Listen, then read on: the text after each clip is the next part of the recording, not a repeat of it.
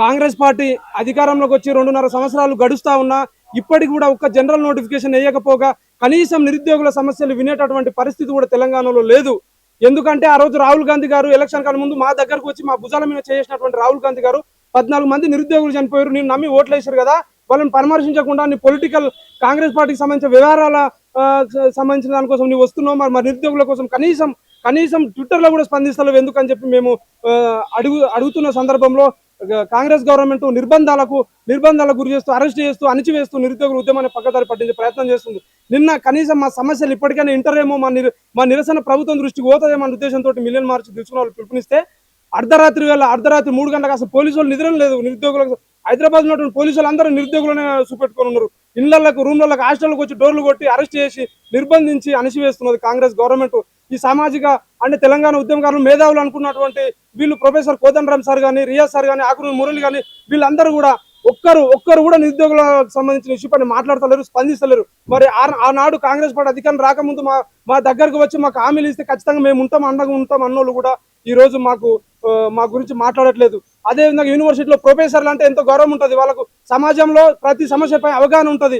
14 మంది నిరుద్యోగులు చనిపోతుంటే ఒక ఆయన అంటాడు విద్య అనే వ్యక్తిని ప్రేమిస్తున్నాడంట సీఎం గారు. ఏం ప్రేమిస్తున్నాడు? 14 మందిని పొట్టన పెట్టుకున్నాడు. కనీసం మేము వినతి పత్రాలు ఇస్తే మా పోలీసులను పెట్టి రోడ్ల మీదకి లాఠీ చార్జ్ చేపిస్తున్నటువంటి వ్యక్తిని ఈ రోజు పొగుడుతా ఉన్నారు. చాలా మంది పదవులు వస్తే పెదవులు మూసుకుపోయినాయి కాబట్టి మేము నిరుద్యోగులందరం కూడా ఇంకెన్ని నిర్బంధాలు పెట్టిన తెలంగాణ గడ్డ పోరాటాల అడ్డ ఎన్ని నిర్బంధాలు పెట్టినా ఎంత అణిచివేసినా కానీ కూడా ఖచ్చితంగా మేము మా నోటిఫికేషన్ సాధించుకునే వరకు పోరాడుతూనే ఉంటాం. రేపు 13 తారీఖున దిల్సుఖ్ నగర్ లో నిర్వహించినటువంటి నిరుద్యోగ మార్చుకు గ్రామాల్లో ఉన్నటువంటి ప్రతి నిరుద్యోగి కూడా కదలి రావాలి. ఎందుకంటే ఇది మా కోసం కాదు, మన బతుకుల కోసం చేస్తున్నాం. మనకు సహనం నశించిపోయింది. ఇంకెన్ని రోజులు కనీసం వాళ్ళు నోటిఫికేషన్ పలానా టైంకి ఇస్తామని కూడా చెప్పాలన్నటువంటి వ్యక్తులు నోటిఫికేషన్ ఇస్తారని చెప్పి మనకు ఒక నమ్మకం ఎట్లుంది? అట్లీస్ట్ వాళ్ళు చూడండి, జాబ్ క్యాలెండర్ రిలీజ్ 2 సంవత్సరాలు గడిచిపోయింది, జాబ్ క్యాలెండర్ గురించి ఒక్కరు మాట్లాడతలేరు, 2 లక్షల ఉద్యోగాల గురించి మాట్లాడతలేరు. అసలు నిరుద్యోగుల అంశాలే ఒక ఆయన అసలు చైర్మన్ మేనిఫెస్టోలో అన్ని 2 లక్షల ఉద్యోగాలు రాసినటువంటి శ్రీధర్ బాబు గారు కూడా ప్రైవేట్ ఉద్యోగాలు చేసుకోండి అని అంటారు. పిసిసి అధ్యక్షులు మహేష్ కుమార్ గౌడ్ కూడా 5 సంవత్సరాలకు సంబంధించి మేము 2 లక్షల ఉద్యోగాలు అన్నామని చెప్పి పచ్చి అబద్ధాలు చెప్తున్నాడు. మేము ఇంత బాధపడతా ఉంటే, ఇంతమంది నిరుద్యోగులు చనిపోతూ ఉంటే రేవంత్ రెడ్డి గారు మొన్న నేను స్టాటిస్టిక్ పేజర్ని వాళ్ళు బాధలు పడతా ఉంటే నాకు సంతోషం అనిపిస్తుంది అంటాను అని మాట్లాడుతున్నాడు. ఇంకెవరికి చెప్పుకోవాలి? కాబట్టి దయచేసి నిరుద్యోగులారా, మనం పోరాడితేనే మనకు నోటిఫికేషన్లు వస్తాయి, లేకపోతే నోటిఫికేషన్ రావు. అదేవిధంగా పోలీసు అన్నలో కూడా నేను చెప్తా ఉన్నా, మీ కుటుంబాల్లో కూడా పిల్లలు ఉంటారు, ప్రిపరేషన్ అయ్యే వాళ్ళు పిల్లలు ఉంటారు, వాళ్ళు కూడా ఉద్యోగాలు రావాలి కదా. వాళ్ళకు ఉద్యోగాలు కావాలంటే మేము పోరాడలే కదా, పోరాడితేనే కదా నోటిఫికేషన్లు వస్తాయి. మీరు ఎందుకు ఏమనంటే మా పై అధికారులు చెప్పిన అంటారు, పై అధికారులు ఎవరు ఉంటారు? ఆంధ్రలో ఉన్నారా? మీరే కదా. మీరు అందరు వచ్చి మాకు సహకరిస్తాను కదా మేము పోరాడతాం. అసలు పోలీసు వాళ్ళకి మాకు పంచాదింది మా సమస్య. కనీసం వినతి పత్రాలు కూడా వాళ్ళు తీసుకుంటలేరు కాబట్టి నిరుద్యోగులు చనిపోతా ఉన్నారు. ఏం చేయాలి? అసలు నోటిఫికేషన్లు వస్తాయా రావా అని చెప్పి వాళ్ళు బాధపడతా ఉన్నారు. మా సమస్య వాళ్ళ దృష్టికి పోయి నోటిఫికేషన్ లేస్తారే మన ఉద్దేశంతో రోడ్ల మీదకి వస్తే ఒక ఆయన బీజేపీ అంటాడు, ఒక ఆయన టీఆర్ఎస్ అంటాడు, ఇంకో ఆయన చదువురాదా అంటారు, కొందరు అయితే ఇష్టం ఉన్నట్టు మాట్లాడుతూ ఉన్నారు. అదే మేమే కదా మీ వెనకాల తిరిగి మీ కాంగ్రెస్ పార్టీ కోసం బుక్కులు నోటిఫికేషన్ పక్కకి పెట్టి మేము ప్రచారం చేసినాం కదా. కాంగ్రెస్ పార్టీకి ఏ విధంగా అట్లా అంటారు? మీరు నోటిఫికేషన్ ఇస్తున్నట్టు మేము కనిపిస్తాం ఎవరమన్నా? కాబట్టి నిరుద్యోగులారా మీరు అందరూ కూడా అర్థం చేసుకోండి. మార్చి 13 నిర్వహించేటటువంటి నిరుద్యోగ మార్చుకు మీరు అందరు కదిలితేనే కర్ణాటక దెబ్బకి 50,000 ఉద్యోగాలు వేసిండ్రు. మనకెందుకు నోటిఫికేషన్లు? మనం అందరం నాకు తెలిసి రేపు నుంచి అరెస్టులు చేస్తారు. ఎంతమంది 10 మంది 20 మంది అంటే అరెస్ట్ చేస్తారు. నిరుద్యోగులు అందరూ రోడ్డు మీకు వస్తే వీళ్ళు అరెస్ట్ చేస్తారా? కాబట్టి ఖచ్చితంగా కాంగ్రెస్ గవర్నమెంట్ ఖాళీగా ఉన్నటువంటి నోటిఫికేషన్లు అన్నింటిని జీవోలు రద్దు చేసి నోటిఫికేషన్ అన్ని రిలీజ్ చేయాలి. ఒకవేళ మార్చి 13 కానీ మా నిరుద్యోగ మార్చిని అడ్డుకుంటే ఖచ్చితంగా మీ ఇంట్లోనే ముట్టడిస్తాం.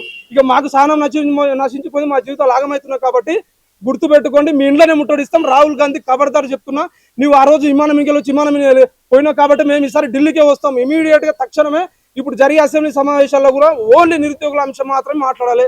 వాళ్ళు ప్రతిపక్ష టీఆర్ఎస్ అయినా బీజేపీ అయినా ఎవరైనా సరే, ప్రతిపక్షాలు అందరూ నిరుద్యోగుల అంశం తప్ప వేరే అంశం ఏది కూడా మాట్లాడొద్దు.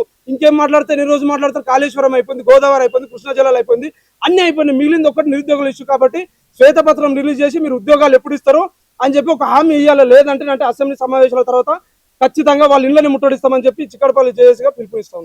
ఢిల్లీలో ఉన్న రాహుల్ గాంధీ గల్లీలో పిలిపించి ఇక్కడనే చిక్కడపల్లి మా దగ్గరని అందరికీ మాట్లాడి మా కిరణ్ తోటి దగ్గర చేమిలే చేసి क्या बोलिए चाहे बेटा क्या बोलिए बोल तो क्या बोली तो मेरे को माँ प्रभुत्व आके को 2 लाख जॉब में नोटिफिकेशन में मैं हमारे प्रभुत्व भर्ती करेंगे राहुल गांधी तुम किधर जा रहे, मैं हमारा हमारा गोसा तुम्हारे को नहीं दिखा ना, आके तुम आके जाके गाली के जाके ఇదే నా మీ ప్రభుత్వం అడుగుతున్నా ఈ రోజు కాంగ్రెస్ ప్రభుత్వానికి 30 లక్షల నిరుద్యోగం మొట్టకు పట్టణం నింపి ఈ రోజు 2 లక్షల ఉద్యోగాలను హామీ ఇచ్చి దొంగ హామీ ఇచ్చి రేవంత్ రెడ్డి గారు ఎట్టిపోయారు మీరు.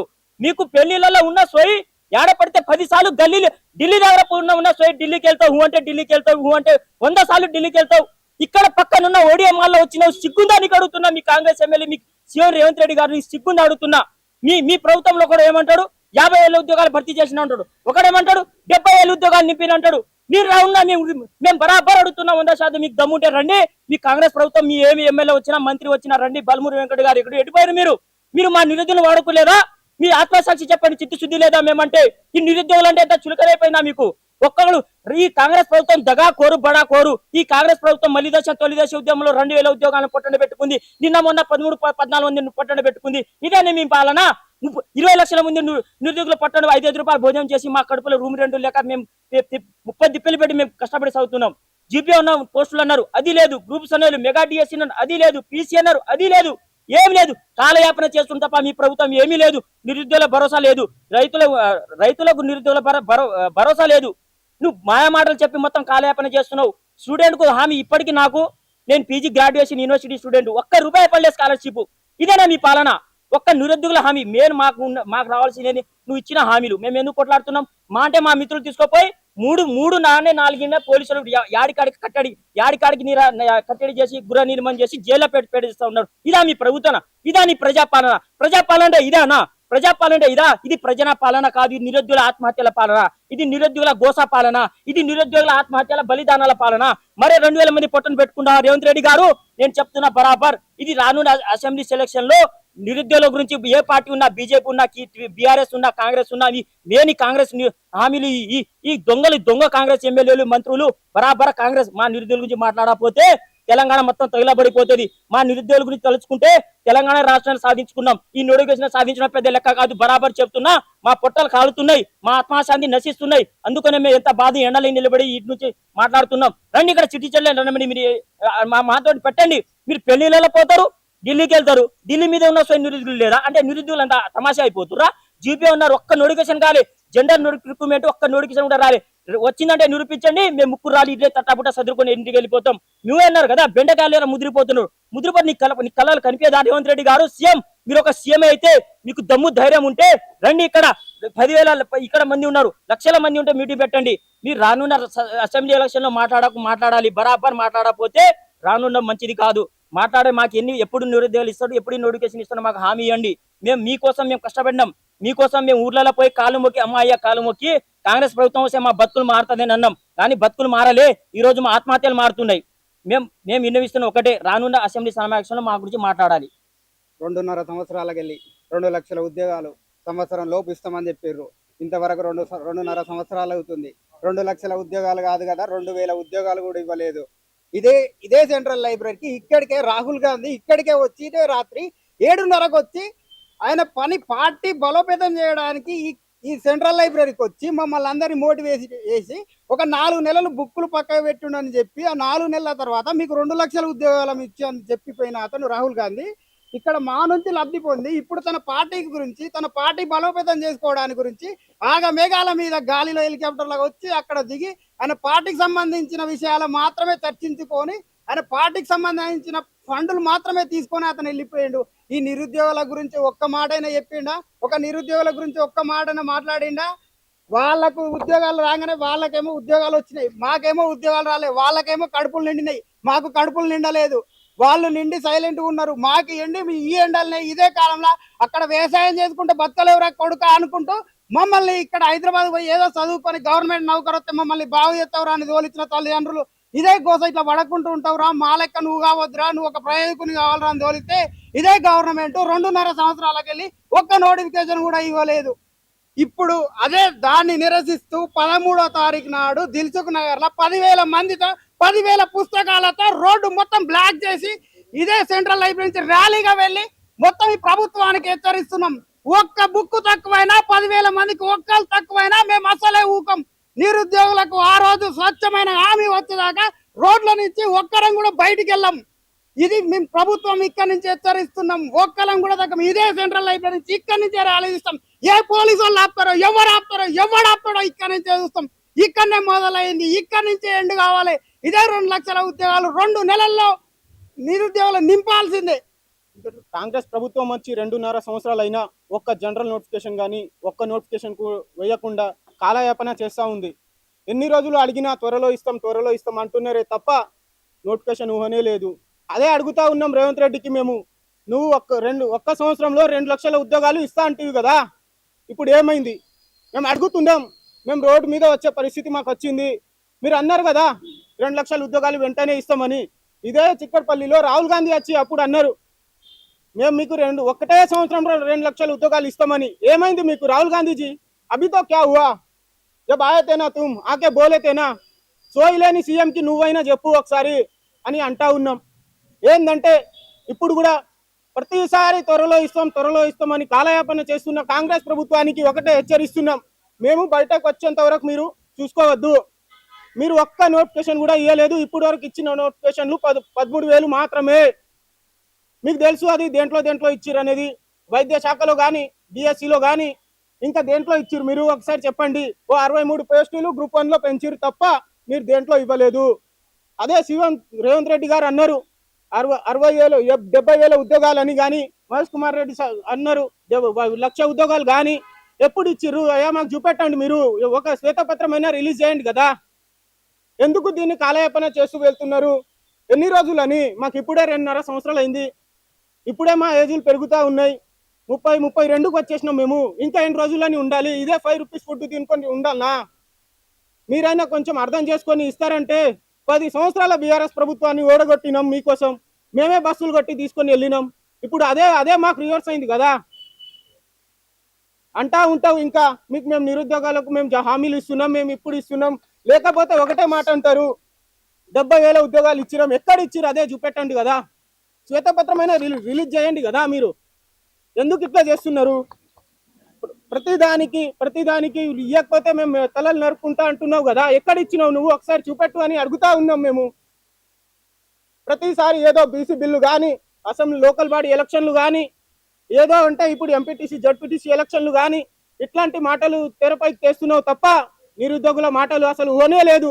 ఏదైనా చేద్దాం అనుకుంటే మిలియన్ మార్చ్ నిన్న చేస్తే అరెస్టు మీద ఉన్న చిత్తశుద్ధి కాంగ్రెస్ ప్రభుత్వానికి నోటిఫికేషన్ ప్రభుత్వ ఉద్యోగాలు ఇవ్వడంపై లేదు అని హెచ్చరిస్తున్నాం మేము. ఎందుకు లేదు అని అడుగుతా ఉన్నాం.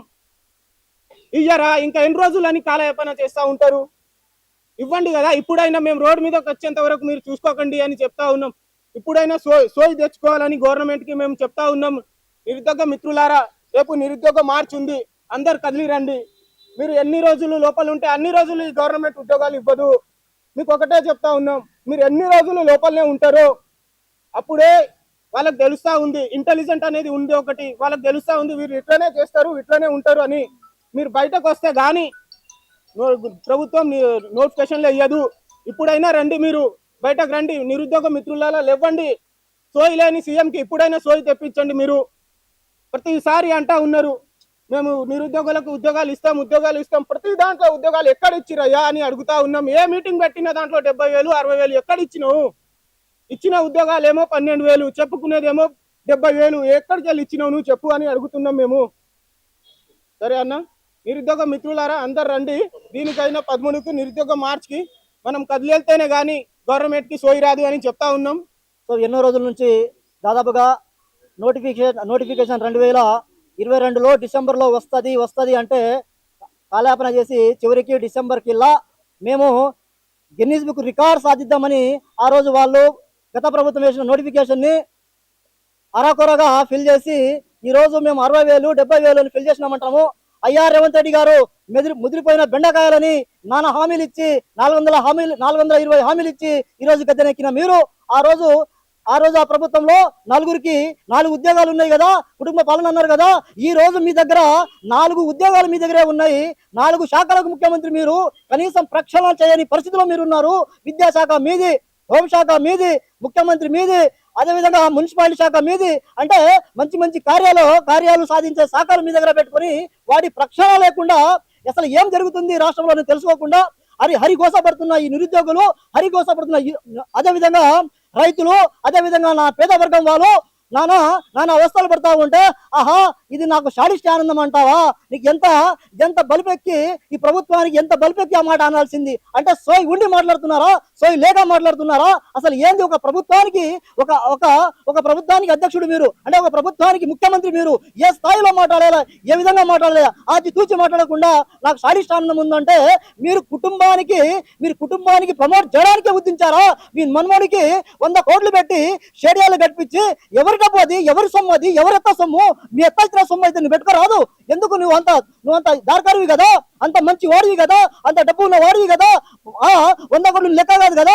ఆ 100 కోట్లు కాదు, 1000 కోట్లు పెట్టి ప్రమోషన్ చేసుకొని మన్మోడికి ఎవరికైనా ప్రమోట్ చేసుకో. కానీ మాకు కొట్టాలు కాలుతున్నాయ్యా, పైన నెత్తి మీద ఎండ, కడుపులో మంట, కింద మంట.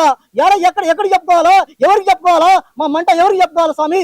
అదే గత ప్రభుత్వానికి ఏదో జీవోలు 46 జీవోలు రద్దు చేయాలని వస్తే మేము చేస్తామని ముందుకు వచ్చి, మీరు ఇంకో జీవోని పట్టుకొచ్చి ఆ జీవోలో పేద వర్గానికి 29 జీవో పట్టుకొచ్చి దానికి ఎస్సీ ఎస్టీ బీసీ అనగా దక్కి మా వాళ్ళు, మా వర్గం వాళ్ళు, మా అమరవీరులు త్యాగాలుగా ఏర్పడిన తెలంగాణ ఎవరి పాలైంది ఈ రోజు? ఎవరి పాలయ్యారో తెలంగాణ, ఎవడేలుతున్నాడు రో తెలంగాణ? అరే కాల్ యుద్ధానికే సిద్ధమై ముందుకు వెళ్దాం. ఈ రోజు నిరుద్యోగ యువజన ముందుకై కదలాలి. మనకు హరికోసాలు పెడుతున్నారు, ఇంకా డివైడెడ్ రూల్ నడుస్తా ఉంది. మీరు ఆలోచించాల్సిగా చూస్తా ఉన్నాను. ఈ జోన్ల పేరు మీదుగా, ఈ మల్టీ జోన్ పేరు మీదుగా ఉద్యోగాలను దాదాపుగా ఒకటేసారి రిలీజ్ చేస్తే వీళ్ళు సగం అమ్ముకోవచ్చు. అంటే సగం వచ్చిన వాళ్ళు 50-60% సాధించిన వాళ్ళు, ఆ పేద వర్గాలు ఉంటే వాళ్ళను ఆ సోషల్ మీడియాలో చూపించి, ఆహా వాళ్ళు సాధించారు కదా, మీకు చేత కాలేదు కదా అంటా ఉన్నారు. అంటే ఏ విధమైన అమ్ముకొని కోడి దొంగతనం చేసినోడు కోడి ఈకలు కాల్చేసి కోడి బొక్కలతో సహా నమిలేసిన తర్వాత మేము ఎక్కడి నుంచి ఆధారాలు పెట్టుకురావాలి?